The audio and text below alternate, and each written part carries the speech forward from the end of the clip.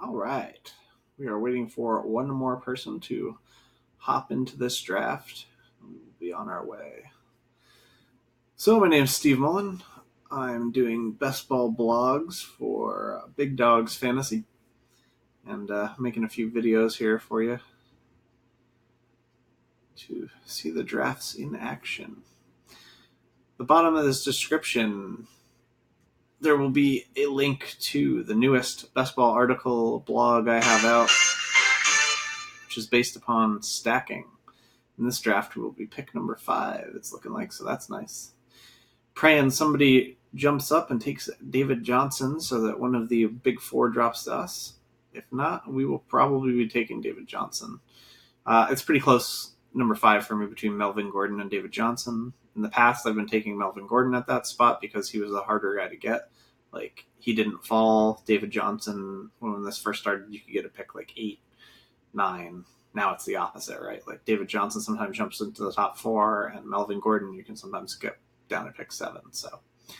So if the big 4 go as planned, we will be taking David Johnson at number 5. So yeah, below this video in the description, you're going to see a link to the latest blog, which is a stacking blog telling you how the percentage points work out and how stacking can help you win more money. There will also be a link to my Twitter, which you can follow, ask advice, send me some screenshots of teams, anything you want to do like that. And I will have a link to my Instagram, which is just going to be a kind of boring Instagram of only best ball rosters. It's basically every time I draft a roster, it's going to get posted onto Instagram. So we're taking Johnson or Kamara here.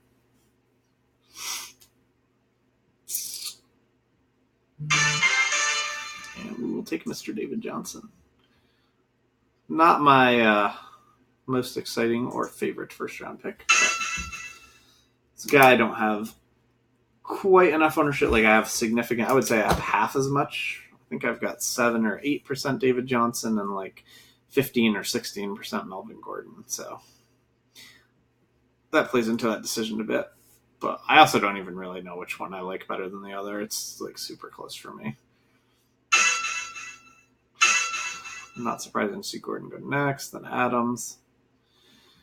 So this coming Monday, which will be July 1st, the new article out will be about the Best Ball Championship MVPs, the players that help teams the most in the big Best Ball Championship tournament. That was $1 million guaranteed last year, and I think this year it is $3.5 million guaranteed. So get a few teams in there. Nick Chubb going at the 1-8. And try to win yourself some money. So if you're new watching this video and you don't really know what best ball is and you want to try some, if you jump onto Draft and sign up and use promo code BDGE, you will get a free $3 to play with. So go ahead and do that. Also, the company I'm writing my articles for, Big Dogs Fantasy, they have a draft kit out. I think next week. Might be out now. I'm not sure. They have a draft kit out that's put in place to help you become a better fantasy player. So if you're choosing one this summer, I'd recommend you use theirs over the others. So who are we hoping falls to us after we pick David Johnson? I guess we're hoping for, a Damian Williams, a Mike Evans, or an Antonio Brown. Would be a little early for me to consider Kittle there. And in 2 weeks, I'm going to have an article coming out about the zero tight end strategy, which is something I have talked a little bit on Twitter with David Maddock about. And so the idea behind this is I was listening to one of his podcasts, and he was talking about how the tier 2 of tight ends is very overdrafted, like O.J. Howard, Evan Ingram, and Hunter Henry go, not that far behind the big 3 tight ends when they're actually like quite a bit worse than them. So he was saying, I think that it's pretty poor value to take them in those spots, and I agreed with that. So I was looking at what advantages can you gain from passing on them, going zero tight end, and taking your guys a bit later. Interesting. I'll finish that in a second. Sorry. You're about to be up. Looks like we're going to be deciding between Damian Williams and Mike Evans. And since that is a virtual, well, I guess could be deciding between Damian Williams and Antonio Brown. All right. So I'm not going to take Damian Williams here. I'm going to take Mike Evans. A very small thing, not something that like should make a difference. This is an absolute tie. I have about the same amount of both. Don't really care which one. But I'm going to take Evans, one, because I'd rather have a running back and a wide receiver, and two, because Damian Williams has the same bye week as David Johnson, which would completely close us off from everybody else at running back that has bye week 12. We would just like not have that as an option at all to choose from. So getting back to the zero tight end. So one of the big benefits you can get by passing on those tier two tight ends is that you're picking them often in round 6, right? And instead in round 6, you can pick a tier 1 quarterback. And that like actually gives you a big advantage at that position instead of like less of a disadvantage at tight end. And like I think it's better to get the tier 1 quarterbacks. I'm going to turn that off so you don't have to hear that every time now. I like to have it going and when the draft starts, so if I'm doing something else, I can hear it and come in the room. So we do have some interest in the tight ends if one of them was to make it to us. And obviously we would not be going zero tight end if that happened.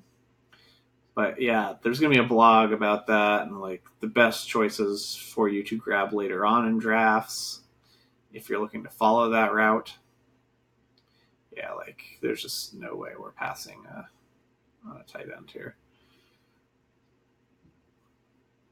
I don't like the value on Fournette or Henry here. I don't like the value on Keenan Allen. I'm not into that's nice. I would much rather have Kittle than Ertz. So this one we will definitely not following the zero tight end strategy. But I'm going to try to get you a video where we do hit the zero tight end strategy. So bear with me. You can't like make these things happen. They just got to kind of happen organically. You don't want to start making like terrible picks just for the sake of trying a certain strategy. But I think that strategy is definitely good and open. So the nice thing about that strategy is you get to pick a tier 1 quarterback, which they're usually available in round 6 instead of a tier 2 tight end and get a bigger advantage. The other nice thing about that is like all those top quarterback stacks, like their best guy to stack with goes ahead of them. So obviously in the case of Mahomes, you won't be doing zero tight end because you're really going to be looking for, Kelsey Mahomes stacks. That's one of the only times I'm willing to take Mahomes in round 4 where he goes is if I already have Kelsey and like can get that stack. But Adams, Hopkins, and T.Y. Hilton all go before their tier 1 quarterbacks. Watson, Rodgers, and Luck. So it's nice to be able to get that combination on top of the fact that you get a tier 1 quarterback. And like those are the spots where I really look to jump into the zero tight end. And zero tight end, so far when I've had discussions about it, it's like a hard, you don't take a tight end round 1 through 7. Now, sometimes some of these guys like Ebron and Njoku, Vance McDonald, and Cook, those guys can end up sometimes in round 8. So you don't want to pass great values on those guys in round 8.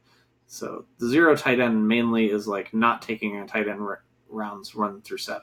If one of those guys has slipped to you in round 8, then you can grab them up and you're getting like a very, very good value instead of a poor value on the guys in rounds 4, 5, and 6.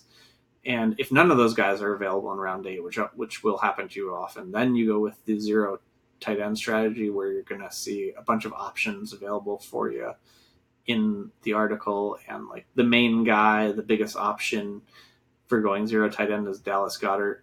And sure, I've discussed this before because if something were to happen to Ertz, now you're like 10th, 11th, 12th round sometimes that you can get him.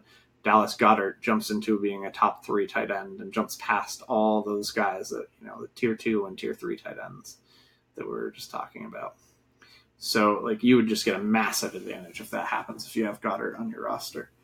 And injuries can happen to everyone. I think Ertz has had a couple earlier in his career. I wouldn't say he's injury prone. I'm just pointing out that these things do happen. So far, we've got a running back, a wide receiver, and Mr. George Kittle at tight end.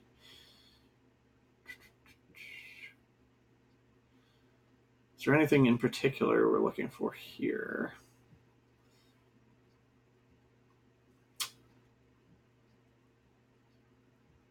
Looks like the value on the board, obviously, AJ Green, Kenny Galladay. I would have a hard time taking any other wide receivers out there right now before I took David Montgomery.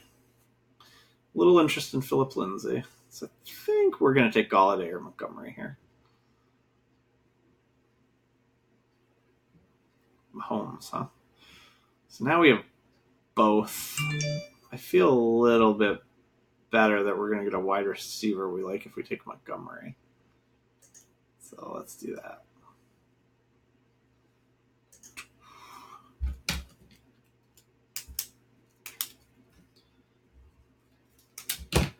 And I wouldn't even be like, if the best player that falls to us ends up, if like no one takes Philip Lindsay and we're forced to take him around 5, or we think the value is that good there, then that's fine with me. I don't mind having 3 running backs. Running backs are hard to come by in these drafts. So yeah, since we have a tier 1 tight end, we're definitely completely off the 0 tight end, obviously. We're not going to be looking at the tier 1 quarterbacks as much as we would have been. We're going to be looking to get value with our quarterbacks.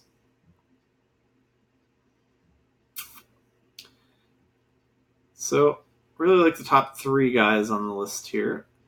And, after that, I think I like Mike Williams the best, and then probably Calvin Ridley, who, did he get taken already? No, he didn't. So I like Calvin Ridley more than I like Kupp and Watkins. So Calvin Ridley is on our radar. Galladay one, that's fine. Just because my Mike Williams ownership is starting to get too high, I'd rather have I'd take Calvin Ridley over Mike Williams at this point.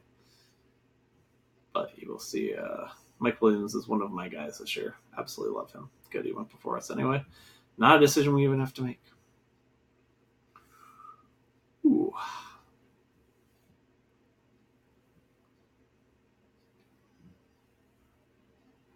Philip Lindsay falls to me here. I'm pretty interested in that. I'm also interested in Ridley or Godwin. DJ Moore, huh?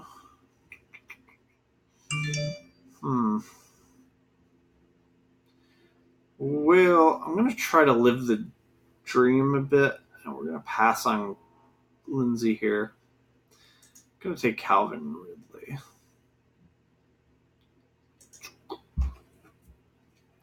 So we got Ridley and Evans.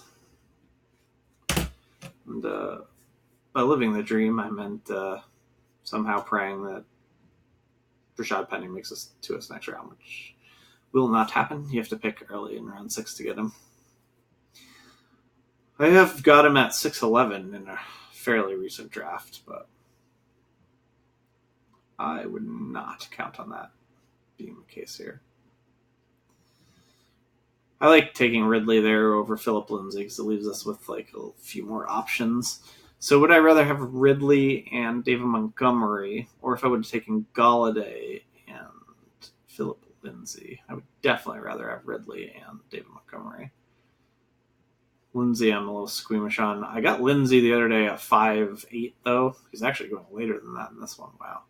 And I was like, woo, thrilled. I do still like Lindsay quite a bit. I don't like early round 5 that much, but I would have taken him for sure if I needed a running back at that spot in this one. So yeah, we're going to be talking about 0 tight end in 2 weeks. That will be the article. The week after that, I think, will be the stacking flowchart article or blog, whatever you want to call it, same thing. So yeah, that'll be we're going to get a flowchart out there of all the draftable quarterbacks and their targets and which ones we expect will correlate the most with each quarterback. And I think I mentioned this last video, there will be a few teams that are not on there at all because if their quarterback is drafted at all, he's drafted in the last round. So you will not see the Giants on there at all because stacking is not a thing for the Giants. And, sure, you can take Eli in the last round, but you're not like thinking about who to stack with him at any point after that because you're done.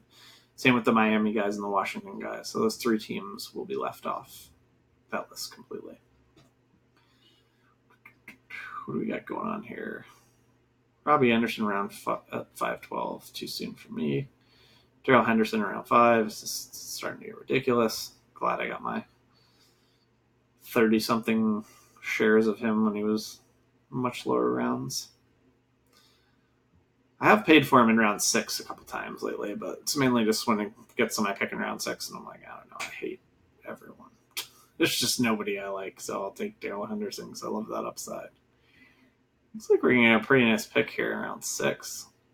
We're going to have our pick of like any tier 1 QB we want between Rodgers and Watson. Any of those two. We'll not be taking Allen Robinson. We're just going to cry when this guy takes Rashad Penny here, and then probably either take a quarterback or Lamar Miller. Do it to us, Denver, man. Do it.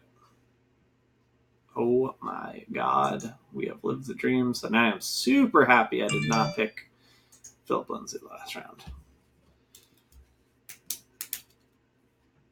Was not expecting that to actually work out for us. So, like I said, because we have a tier 1 tight end, I'm not like stuck on getting a tier 1 quarterback. I just kind of want one of either. At the same time, if one of those 2 guys was to drop to us at our next pick, then we're heavily considering them. Other guys I like, still like Lamar Miller. Probably not looking at taking Jared Cook since we have Kittle. I'd much rather have like a Christian Kirk. Rather have that upside. Jarvis Landry, not a guy I love that much, but pretty low ownership on him. I think I have 2 shares, maybe 1. He's one of my least owned people. Good pick in Rodgers. So I expect Deshaun Watson will be one of this guy's 2 picks. There's Cook. We didn't care about that. Pretty interested in Latavius Murray, Christian Kirk, Will Fuller to a smaller degree, but I would rather have Kirk than Fuller. Miles Sanders, I'm not interested in until round 8. That's kind of where I have him penciled in for the time being. I'm guessing the J.J. Watt fan here is not going to let Deshaun Watson pass. So I would like to get one of these 2 Texans or Christian Kirk. Well, there go the 2 Texans. So I think we're going to snatch up Christian Kirk or Latavius Murray. Yeah, I'll go with Watson. I'm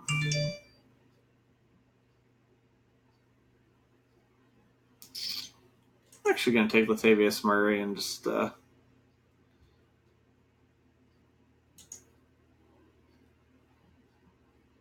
get the running back situation solidified. I've been taking Kirk a bunch lately, and I just feel like when I scrolled down there, as you saw me do, that I really liked the wide receivers in this range more than I liked the running backs in this range, plus the running backs in this range might not even make it back to us. So when I scrolled down here, I was thinking like, yeah, I would be fine with taking like, Curtis Samuel, Sterling Shepard, and N'Keal Harry, like any of these types of people. So we get sniped here on Watson. That would have instantly been our pick if we had a chance at a tier 1 quarterback in round 7. So that's my like spot, basically. Even if you're not looking to go 0 tight end, if there's a tier 1 quarterback in round 7, you should almost always be grabbing them unless you've already grabbed one. Grabbing 2 that early, not good. I would not recommend doing that. So yeah, I'm pretty pumped at this Latavius Murray pick. When it first was going through my head, I was leaning towards Christian Kirk, but after looking at the difference between the running backs and the wide receivers that we expect to be available to us, I think it was way better to take Latavius Murray. Kyler off the board.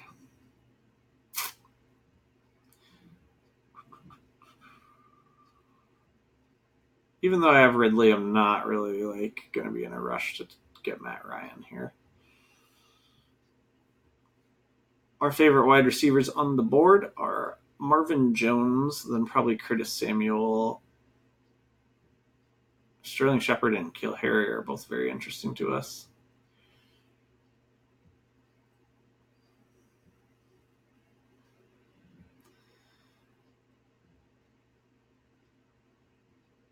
Denver Man. He takes N'Keal Harry. All right, we'll grab us up some Marvin Jones. He's trying to get a little sketched out about the fact that he hasn't been able to do much in OTAs with his injury yet, but everything I've read said that he is still on track to be ready for by August. And, this is a guy that when you're getting him in round 8, that is insane value because 2017, he was the wide receiver 9 in half PPR. Last year, before his injury, he was the wide receiver 13 in half PPR. Getting that guy in round 8, if, you'd have to assume he's going to be healthy and be willing to, accept the fact that if he's not, he's not. That's the way things go sometimes. But,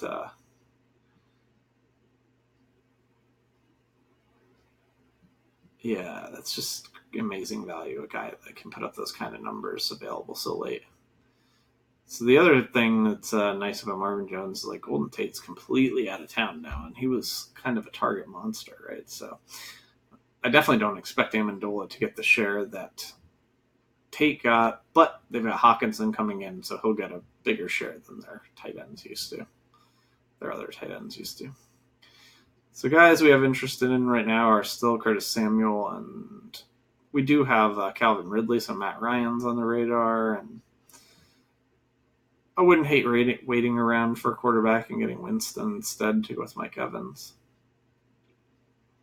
So if we're given the choice between Ryan and Samuel, we're going to take Samuel. If Samuel goes, then we might consider taking Matt Ryan here. Have to scroll down a little. Yeah, we're taking one of those two players. Jameis might not even make it back to us, but if he doesn't, it's no complete disaster. This is definitely a Curtis Samuel pick here. So we still have plenty of stack options. If we lose out on Winston, we're definitely not getting Ryan, so we know that that's off the table. But we've got Marvin Jones, we've got Kittle, we've got Samuel. So we've got Newton out there, Stafford out there, Jimmy G out there. Plenty of options still as far as stacking goes. And right now we've got 4 wide receivers, 4 running backs, and a tight end. So we have a pretty nice balanced team. As long as we can find some decent value at quarterback, we should be all right. Got Johnson, Montgomery, Rashad Penny, Latavius Murray. Running back, we've got Evans, Calvin Ridley, Marvin Jones, and Curtis Samuel. And we've got George Kittle. So one thing I like about making these videos is it's harder for me to go off the reservation and make some pick that I'm pretty against, right? Because there it is, right on video for everyone to see. So I feel like it's made me a little more disciplined when I do videos. That Phillip Lindsay pick with Calvin Ridley, I definitely thinking about it as much as I did for the purpose of the video led me down the correct path of taking Calvin Ridley. Not only just because it worked out right, but I just think that it was a better choice. So we are definitely interested in Jameis Winston, if he can make it back to us. If not, Cam Newton to go with Curtis Samuel would be fine. We also have the chance if Russell Wilson were to get to us to try to go Russell Wilson and Metcalf. And I like grabbing Wilson too, because some of our really late options I like David Moore and Disley, correlate to him as well. But so since you want your stacks to be stronger, like a wide receiver 1 with a quarterback is considerably better than a wide receiver 2 and a quarterback as far as percentages go, win percentage. So, I wouldn't rather have Matt Stafford or someone like that than Wilson, just because I have their number 1 target. But when it's this situation where I have Mike Evans, who correlates so strongly to Winston,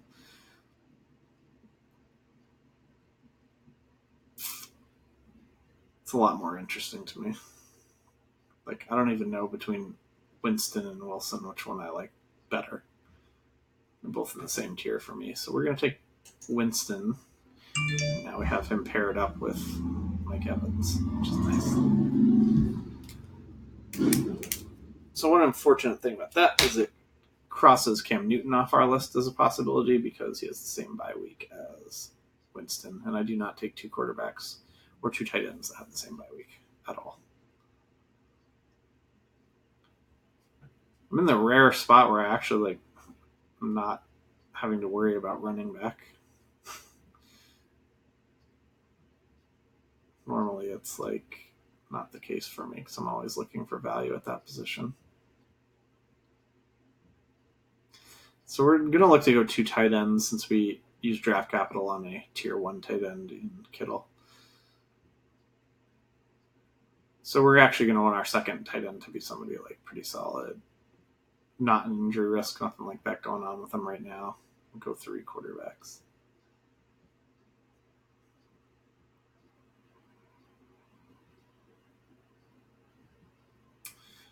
Pretty interested in Justice Hill right now.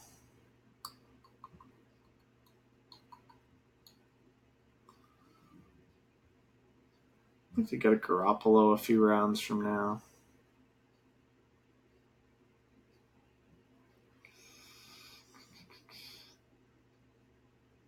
Austin Hooper's still on the board. Be a consideration, but I'm just not very big on Austin Hooper. Starting to like the value on DK Metcalf quite a bit. So we could take Dallas Goedert here. We could take Justice Hill here. I feel like you probably have heard me say that a lot. We could take DK Metcalf here.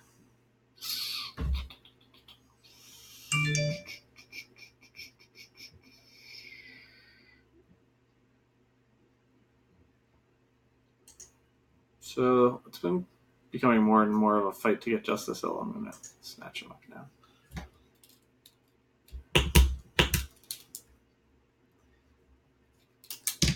I know. A rare team without Dallas Goedert. Who'd have thought?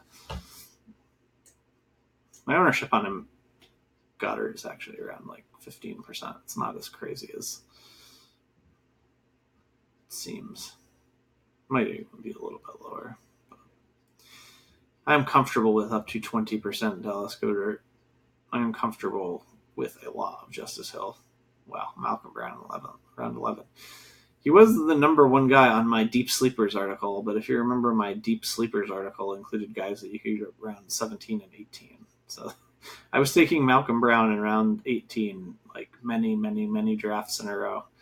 And it's funny to see him he doesn't scoot up to round 11 ever. That's the first time I've seen that, but I've seen him plenty of times in round 14 and 15. I don't know if that has anything to do with the article I wrote or not. So people we are interested in on the way back are Kyle Rudolph, Dallas Goedert, and Lamar Jackson.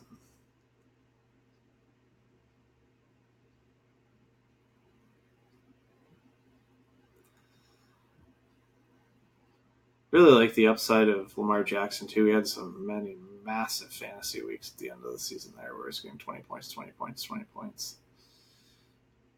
I don't think they're magically going to be able to turn him into a thrower, so I think for them to win games, he's going to have to keep churning out those points on the ground.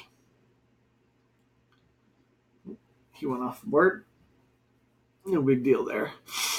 But that means that we are now even more interested in the tight ends. As if I was going to take a QB there, it was probably going to be Lamar Jackson. Pretty interested in Burton, Goddard, and Rudolph. I have zero interest in Chris Herndon because he's the same bye week as Kittle, so we will not be drafting him under any circumstance. We also can try and fade tight end for a pick and get Mark Andrews with our pick after that. Scurvy with a good pick on Goddard. I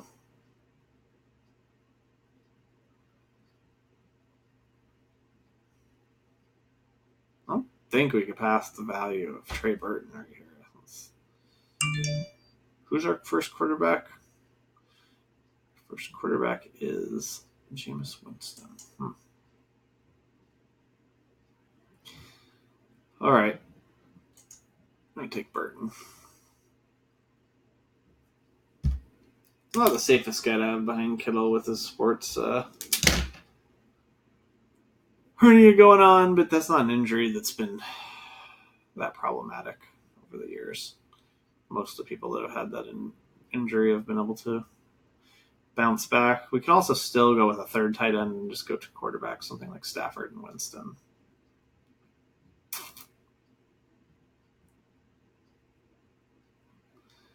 I think we're going to go down that route, but it was an option. Hey, Kenny Still is around 12. I take him in round 15, not 10. Be a little interesting to us if Mark Andrews is available. Right now, if Garoppolo is there when we pick, that's who we're taking to go with our Kittle.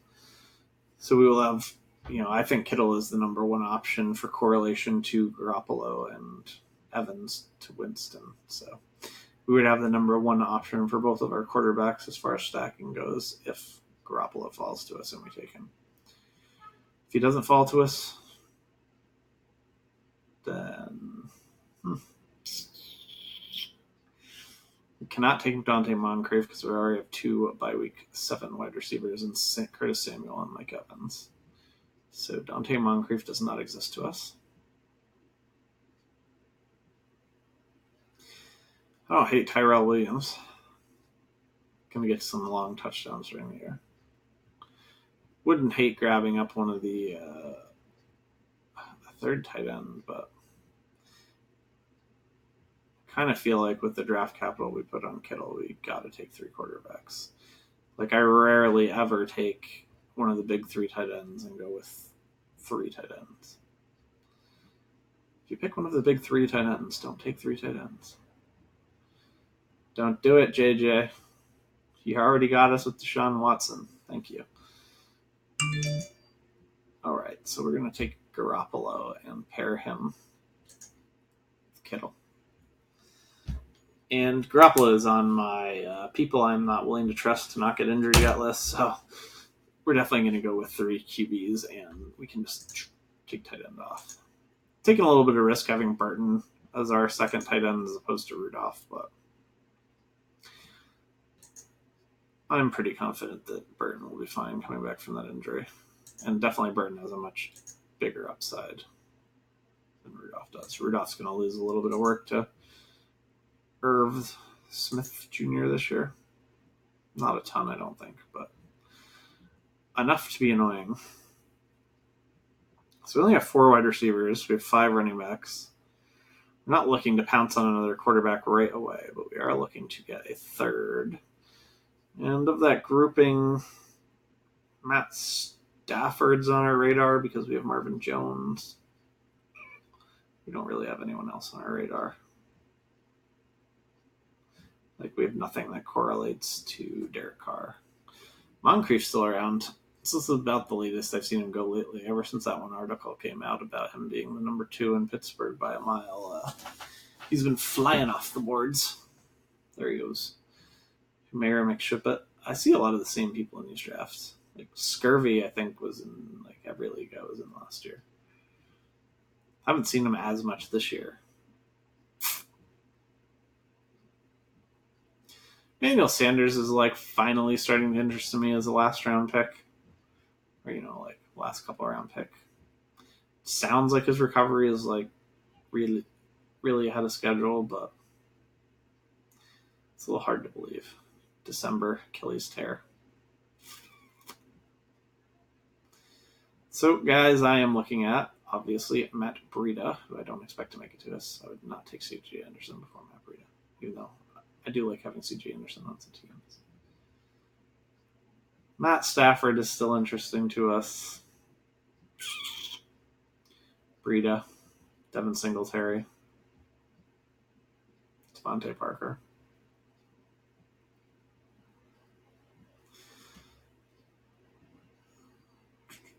There is somebody behind us with one quarterback. So, depending on what Denver man does here, I'm a little more inclined to take Stafford than I normally would be. Since we have Justice Hill as our 5th running back, I think that we can live without the value of Breida this time. I also have starting to get up near 20% ownership on Breida. So, all right, we got our 3 quarterbacks down. And we have some sort of correlation for all 3 of them, which is nice. Not necessary, but nice.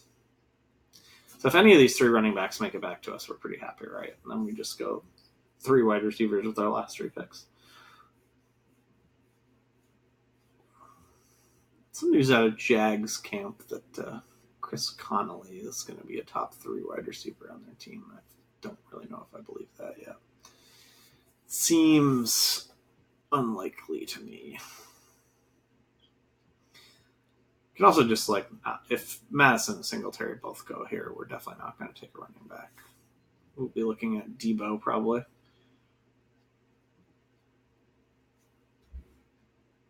Guess we can start looking at people lower than that. Albert Wilson, somebody I'm very interested in. I think with what we have at running back, we can definitely afford to take a full-on handcuff running back in the last rounds too, if we want to. So we could go for a higher-end guy, upside guy like Reichwell Armstead. And then if we miss on that, we could hit somebody up like Tony Pollard or Benny Snell. So probably not going to take a running back with this pick, even if Madison's there. I think we're changing our mind and we're going to go with a wide receiver.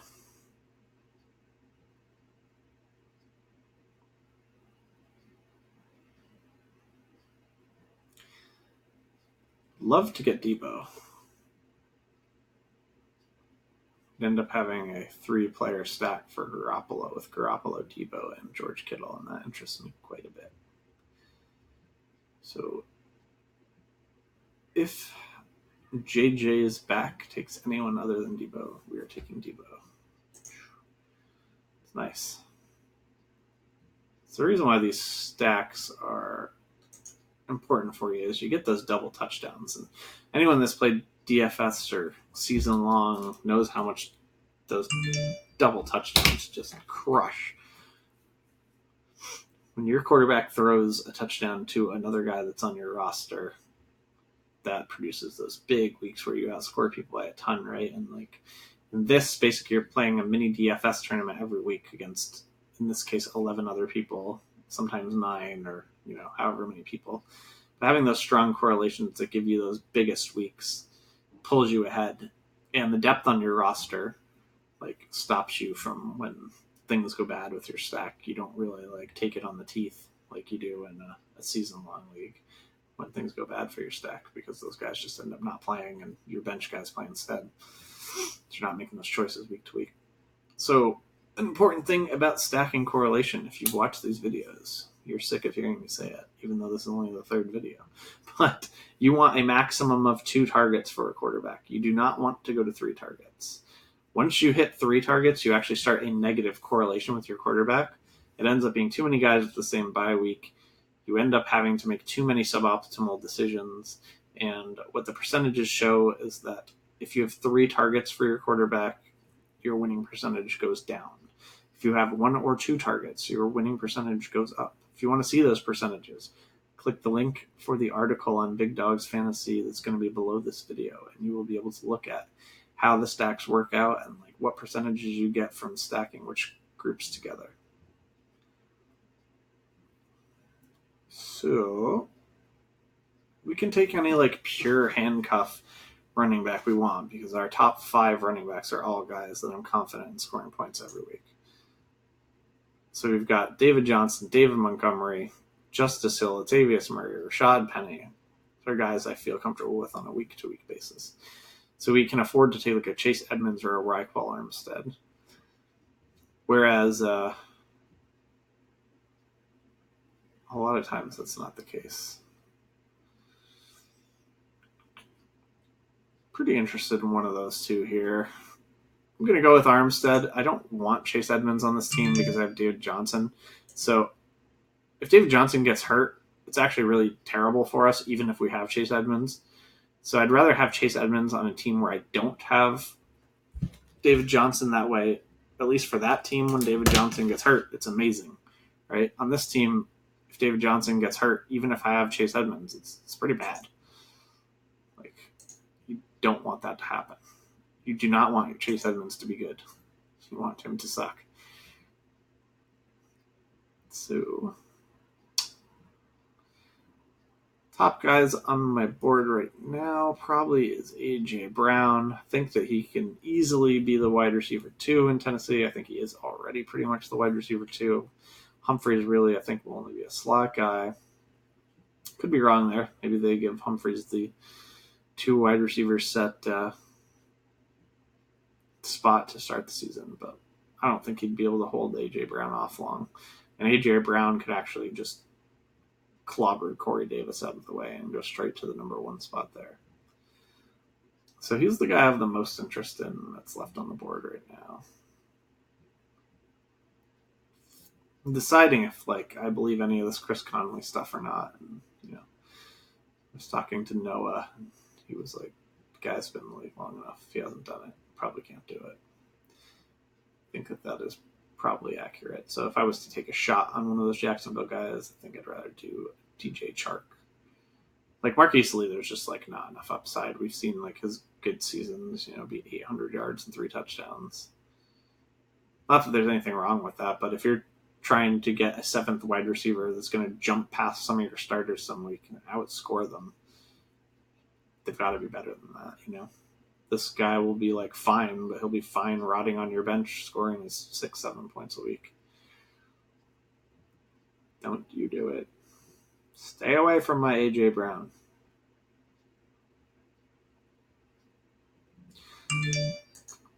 So I'm really liking the looks of this team. The only thing that concerns us at all is only 2 tight ends, and they're Kittle and Burton. And those 2 guys have both had some injury issues in the past. But we are sticking with 6 running backs and 7 wide receivers because the numbers show if you continue to have all of your rosters be that, you will get a big percentage advantage. And we are trying to beat a 10% rake, which means you have to grind out every percentage advantage you can get. The ways you can get those percentages are, your stacking versus other players that don't stack, and your roster construction versus other players that don't use the right roster constructions. I see more and more people are hitting the right roster constructions now, so I assume that means that some amount of people are actually paying attention to what I'm writing and putting out there, but it could also just be coincidence. I did see in the last draft there was some fella that had 9 wide receivers. That, not for me. So who are we interested in trying to get for a flyer wide receiver? I hate saying their names because every time you say a name, that person gets picked. But I'll let you guys sweat along with me. So JJ Arcega-Whiteside is a guy with big upside we are hoping makes it to us. I have a feeling Scurvy will not allow that to happen, as he seems to pick a lot of the same guys that I like, and it's in all these drafts. So if Whiteside goes, might take a shot at DJ Chark finally. I have 1 DJ Chark share in 105 or 106 teams, so I think we will get our second if Arcega-Whiteside is off the board. I like Arcega-Whiteside a ton more. He's already running goal line with the Eagles offense, so on goal line, they have him, Alshon Jeffrey, Goddard, and Ertz out there, which makes sense because Aguilar and Deshaun Jackson don't make sense to have out there. Hey, Scurvy took John Ross, another guy I don't mind. Ooh. Heck yeah. Getting Arcega-Whiteside, I like it. So before we wrap up this video, let's just take a look at our team. At quarterback, we have Winston, Garoppolo, Stafford, all different bye weeks. We have correlations to every single one of these guys, which is nice, right? We have Winston with his top target, Evans. We have Garoppolo with his number 1 and 3 targets in my mind. So I would put Kittle 1, Pettis 2, Deebo Samuel 3. So we've got 2 guys that go with him. And then we have Stafford with his number 2, Marvin Jones. Statistically, during the time that Marvin Jones and Golladay have both played, Marvin Jones has been better than Golladay, but I don't expect that to happen this year. I think Golladay will go past him and be the one. At running back, we've got David Johnson, David Montgomery, Latavius Murray, Rashad Penny, Justice Hill. I feel fantastic about that. We even have Reichel Armstead flyer, which one of my favorite flyers. Like him and Malcolm Brown are pretty much neck and neck as the kind of like pure handcuff guys I like, because I don't think either would be good without an injury to the starter. Our wide receivers, we've got Mike Evans, Calvin Ridley, Marvin Jones, Curtis Samuel, Deebo Samuel, AJ Brown, Arcega-Whiteside. Love it. Tight ends, we're taking a bit of a risk, but I mean, we've got basically a tier 1 and a guy that will perform at a tier 3 level if he's healthy. So I don't think there's much difference between like Trey Burton and the Njoku, Jared Cook grouping of tight ends. I put Ebron in that group now too, but obviously you can't say he doesn't have more upside when he just scored 200 points last year. Like with Mo Alley Cox there now, and with the return of the other dude there, Tiny Hands. Yeah, I don't think Ebron will get as big of a target share. Anyway, that's the end of this video. If you have any questions or comments, leave them. Look below in the description if you want a link to the stacking article, if you want a link to the Twitter, or if you want a link to the Instagram. Thanks, everybody, and good luck with your drafts.